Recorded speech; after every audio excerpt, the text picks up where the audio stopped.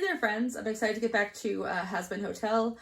I'm on episode 4. I thought it was on episode 5. I'm glad I checked before I started, or I could have been spoiled. But I'm on episode 4, so I have 5 episodes left, right? Yes, 5 episodes left. So let's go. Babe, I think you need to drop this. Drop what? I'm just trying to clear up the misinformation about the hotel. There is no point. Those fuckers work for Vox. Katie Killjoy is just gonna do the same thing the V's did. It's weird that she's so obsessed with this. I mean, I get it, like, from a character point of view, I guess. I get it from a character point of view. First of all, her just being in charge of the hotel and wanting so badly to let everyone know what it is and what it's not. Also, if you want to add in the thing of her being, you know, daughter of Lucifer, who's like, sin is pride, totally makes sense. I guess I'm just not sure in a show where we only have 8 episodes, why they're putting so much into her, like, trying to clear the name of the hotel. I mean, who knows, maybe it'll have more of an arc thing, and I guess because she's against a demon that's in charge of media, it kind of makes it, I don't know, like, it just seems like it's a lot.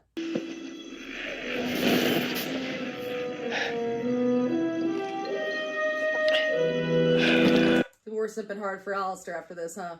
I do like how much they're, like, that what Adam did wasn't just mess up his staff, that, like, it's got a lasting effect on him is kind of cool. I also just adore his room. I forgot that we'd seen that before when, I think it was, it's been a minute since I've seen season 1, apologies. I think when Vaggie walked in and, like, so he was, like, eating, it was in this crazy little bayou thing. I think that's really cool. But then, like, his little corner with his vanity is fine. So it makes me think, like, the room underneath, like, this projection he puts up is a normal room. He just kind of chooses what parts of the room he can sort of like, access. Is very cool. Oh, it's so creepy how much Val just gaslights him, being like, yeah, you know, I can come help you whenever. But, you know, this girl's way better than you, but I missed you so much. Like, it's just so, it's, yes, sometimes it's played for jokes, but it's played for jokes when concerning Val's side of things because he sees it as a joke, because he doesn't care. But from Angel's point of view, I think we do see it as, like, really messed up, their dynamic. I don't know, I think it's interesting written. It's hard, it's a hard line to walk when it's like, you're doing a show with people who, quite a few of them are irredeemable and do not care and don't see any issues with the horrible things they do, but you still want to show it as being serious. I don't know. Oh, it was weird, but I love that now Cherry is there and can, like, read it with him. That he's look how much more he's showing people things. It used to be he's fine, he's totally fine, and he wouldn't show anyone. And now, like, look how much he's sharing with people. Even if it's like they can't help him, which sucks, because Val owns his soul, he at least doesn't have to go through it by himself. Look who it is, interrupting this riveting conversation I was having with... Who are you again? Why do you... I understand you like ducks, but, like, it's just getting in the way of your drink. It's nice to meet you, Miss Morningstar. It is Miss, right? Because we all know queers can't get married. What? I know that's meant to, like, pretend like the first episode didn't happen, the original pilot. I think it did. I think this is just Katie pulling a power play and pretending that she's never met Charlie. I could be wrong, but, like, that's how I'm choosing to interpret it.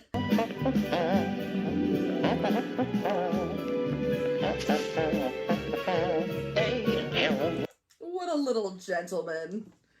He dresses up for the lady. He knows. That's actually very cute. Have we ever seen him in a different outfit?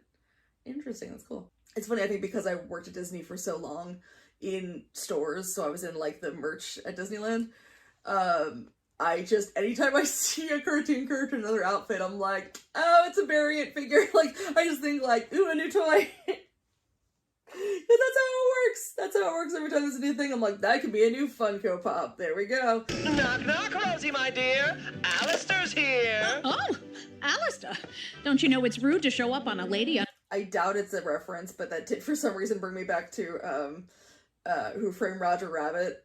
Jessica Dear, your Marvin is here, when that creepy guy, the Marvin Acme, comes to see her after her show and play patty cake with her with the flowers.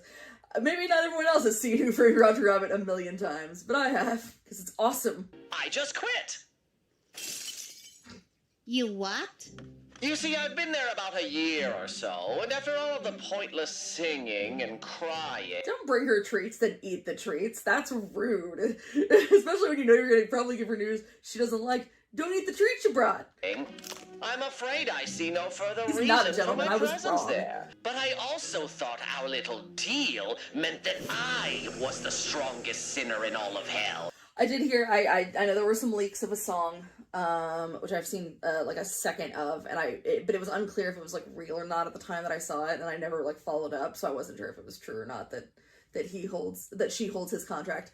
I don't hate that. That makes sense. Though, interesting that if the deal was for him to become the strongest sinner in hell, could another sinner make that deal?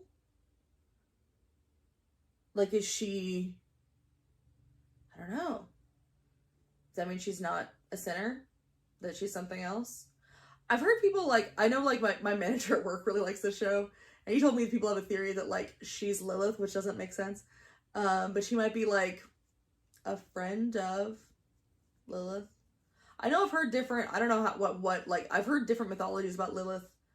One of which being she's, like, the mother of demons or something, so I don't know, maybe Rosie's one of her creations, one of her earlier creations. Maybe that's why she wants to keep an eye on, Charlie. Maybe they're buddies.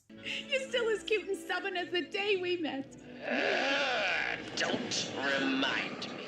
No, but I will. Oh, You were a handsome young man. Such a cute. Overcoming so much to be the star of your own radio show. The Toast of New Orleans. Is that Mimsy? Star of your own radio show. The Toast of... It is Mimsy, aww. But also, you know, we're thinking, like, the whole thing of the demon with the smile constantly plastered on his face. Probably, if he's getting his own radio show in New Orleans in that time period, then yeah, the constant, like, smile of, like, you know, this fake facade trying to be, you know, user friendly to all the white people in charge. Like, it has an interesting layer to it. weren't you?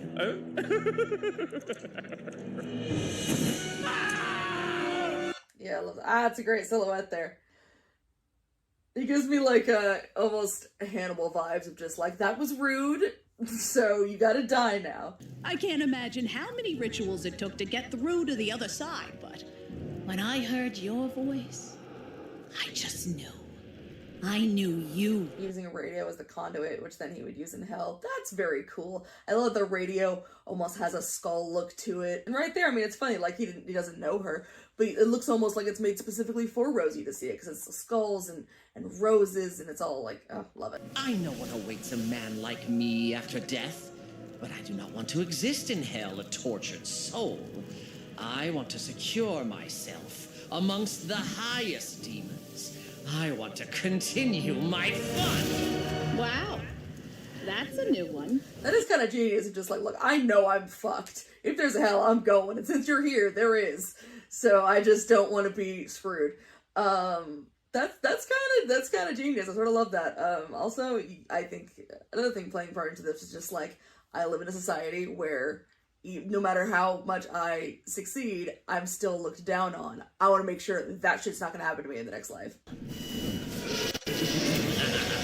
I love that when it flashed for a minute, it looked like a little flower. That was so cool. That was such a fun little touch. But I've been running all over hell on some fruitless crusade for years, playing nice at a stupid hotel, because shit. That's interesting. Okay, so it said years. Like, I know he disappeared 7 years ago and then came back. I can't remember. You mentioned at one point how long the hotel's been open. Not long. Less than a year. So, interesting. So then he was running around doing stuff for Rosie. So the question is, what was he doing? I doubt we'll find out this season, but I can still go, ooh, what is it? And now I'm lacking, so you better... Sounds like you really could do with a little reminder of who you're talking to. An honest woman, always there to lend an ear. It's interesting after all of last season seeing a collar around Alistair's neck now. taking a moment, of course, for Leslie Kritzer there, just being amazing. I've actually never heard her name said out loud. Is it Kritzer or Kritzer? I don't know. Apologies if I'm saying it incorrectly, but just so amazing and talented. Obviously, Beetlejuice is like the big one that I know her from, where she plays the stepmother, and also she plays Delia and the receptionist, who's amazing. And but yeah, like I also love her in she's in the last episode of The Marvelous Mrs. Maisel, playing Carol Burnett, and she's adorable and very, very fun. Just have to point out, she's fabulous. I'm so glad we're getting a song with her. Another duet for Alistair. Has Alistair had any solo songs? I feel like Alistair only does duets, which is kind of funny. Which I guess sort of works. He is much more of a responsive character. But it'd be interesting maybe if he takes more of a villain turn to get like a true like villain song from him. Would be kind of fun. Don't you forget, there's no way out. You're a debt until the day you settle your account. I love that she puts them on a stage. I love how responsive his little ears are right now. He looks so annoyed, but still keeps smiling. I served you faithfully for an age, obeyed demands, contained my rage, went off the air for years on your behalf. That's so funny. That's so cute. I love that they did that. That it's not just for a second, just like, oh, okay, yeah, it's him talking while they put all this stuff behind him. But no, that it's on a little rolling screen, like it would have been in older films.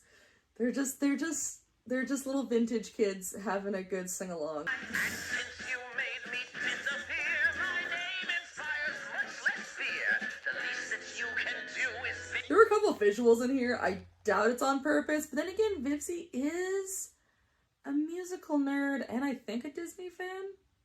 There were a couple shots in here that were giving me the Jafar villain song from Aladdin 2, Return of Jafar, Second Rate, that he sings with Genie. I don't know if that's on purpose, but I want to think it is because it's fun. That's interesting. I love how clean Cannibal Town is. With Rose was just like, I love eating people, I love Hello Dolly, I'm getting both. But interesting that, yeah, we've got an entire little statue dedicated to Lilith, Lucifer, and Charlie. There's got to be something going on there. There may be either old buddies or maybe a creation of Lilith. I don't know. She is a very song-heavy person, and they've mentioned a few times that, Lilith would fill the world with her songs, so maybe she made a little musical queen for Cannibal Town. Tell the big roast about how much you like the hotel.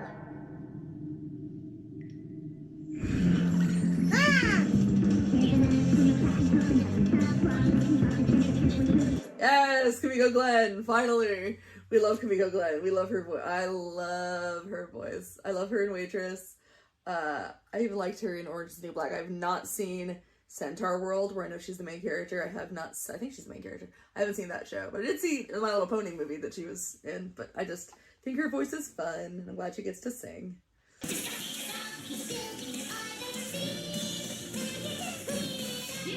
This makes me wonder, I always assumed that she was from, the 50s because of her little poodle skirt, but now, if in her brain this aesthetic is her aesthetic when she was alive, I'm wondering if she's in cosplay. When she died, her outfit is more of a cosplay thing. I don't know, but I think it's so funny that it's all kawaii and cute. Why not? Honey, you go be as cute as you want to be.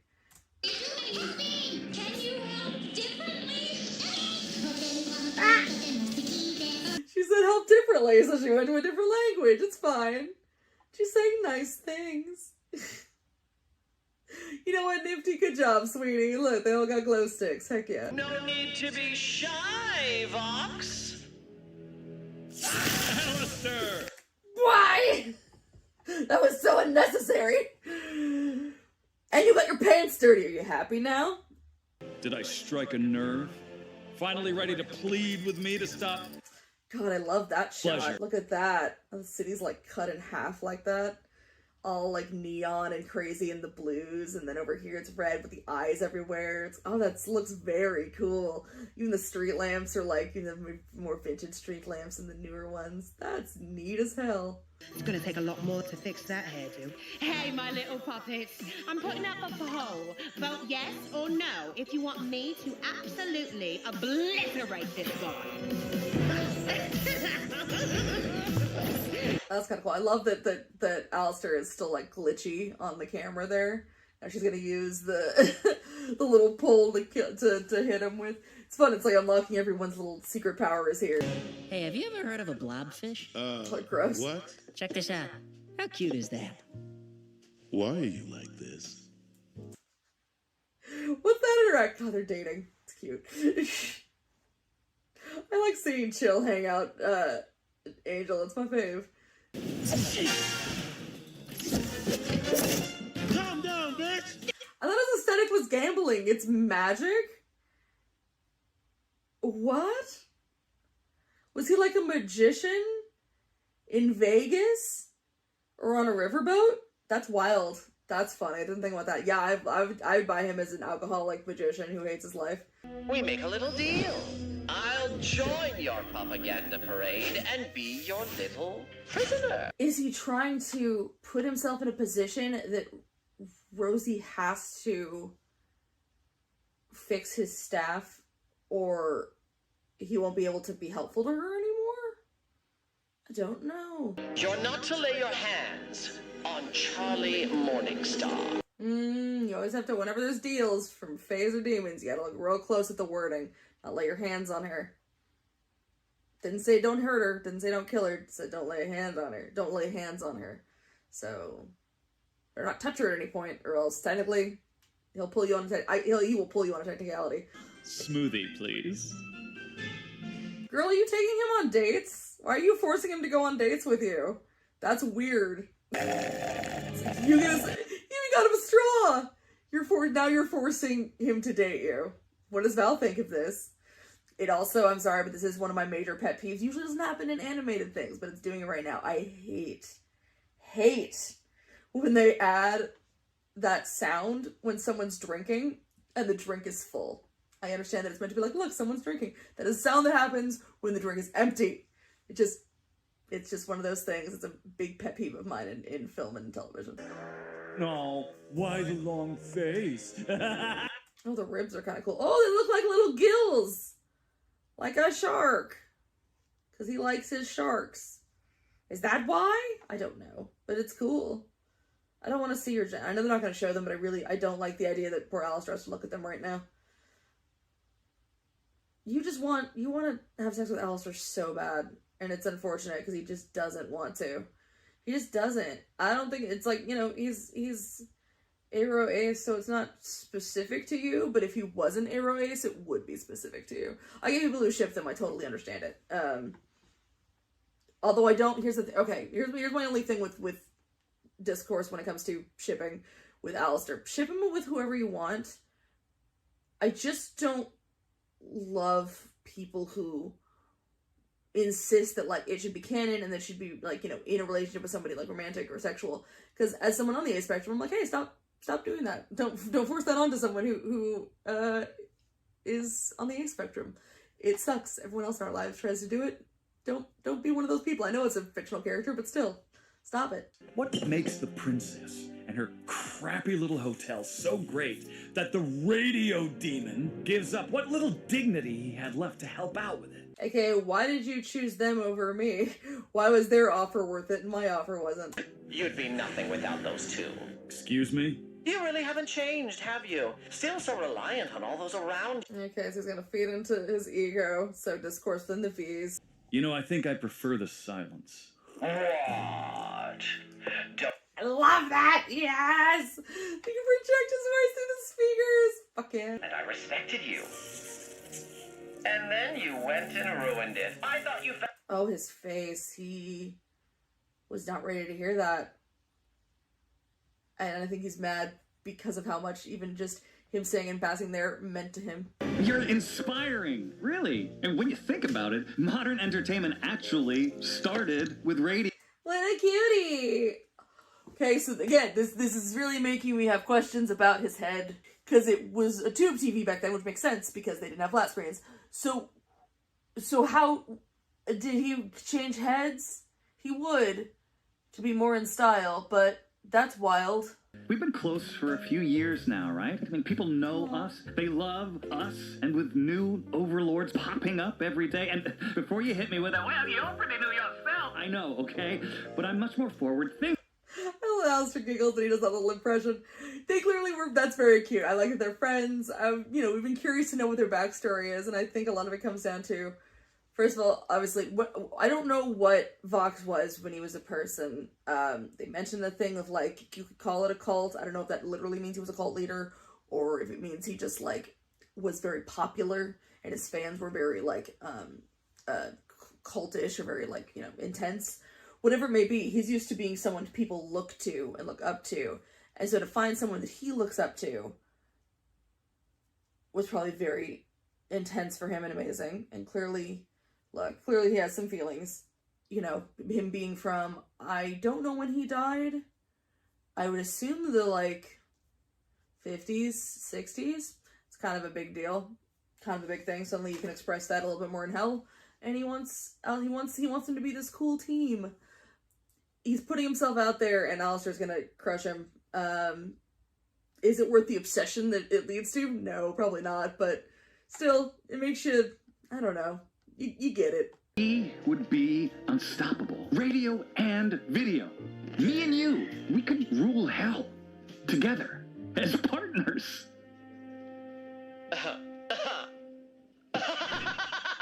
Because think about it, like, from Vox's point of view, he probably, we don't know when he was a person, but he, maybe he was always looking for someone who he felt like could match him.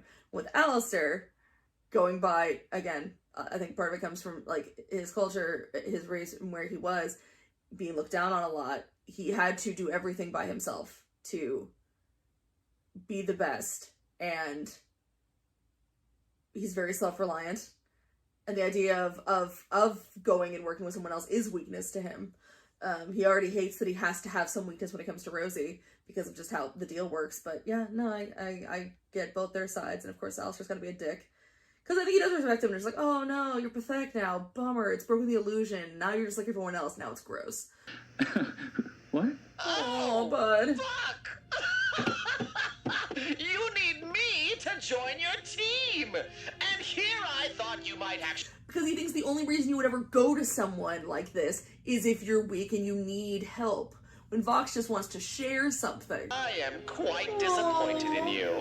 I just thought, since we're friends. Friends? A little out of focus of, like, almost teary eyes since we were friends. Oh, a little shot of the legs killed me. In hell, Vincent? I thought that was something you understood! Vincent. I like it. I like that name. I've always been a big fan of that name. So the fact that it's his name, it works for me.